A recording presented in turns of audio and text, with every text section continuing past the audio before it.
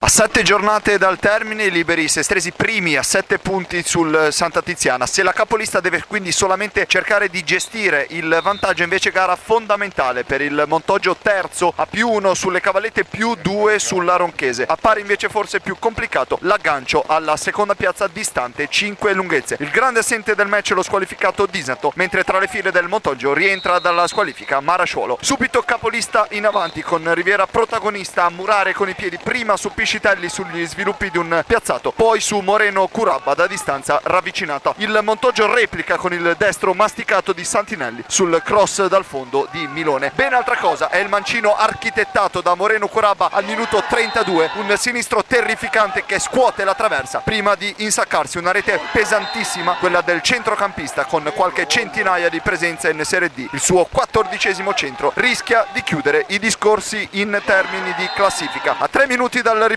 l'occasione del pareggio per il Montoggio, con l'affondo di Nicola Pigliacelli per la testa di Piovesan, che anticipa anche il compagno Costapani, indirizzando però sul fondo. Nella ripresa filmata e montata da Enrico Figus, il Montoggio avvicenda la casacca blu con un'inedita arancione e al quarto Costapani sfrutta un pasticcio di Lezziero, costringendo Asso in angolo. Ancora Montoggio al 10°, ma il tentativo di arcobaleno di Piovesan non scende e soprattutto è troppo largo. Lo stesso ex Arenzano al 14° si esibisce in questa azione personale, ma da posizione defilata trova solamente l'opposizione di Asso che è attento ancora al 38° sul tiro cross di Costapani, e al primo di recupero è tempestivo dopo aver allontanato con i piedi a blindare il vantaggio sulla ribattuta di Piovesan. Al terzo dei 4 minuti di recupero concessi dal buon Corradi di Genova, l'azione personale di Moreno Curabba fa rima con raddoppio, ma soprattutto con il 15° centro in campionato. Importantissima, quasi fondamentale, la vittoria nello scontro diretto dei liberi sestresi a 6 giornate dal termine.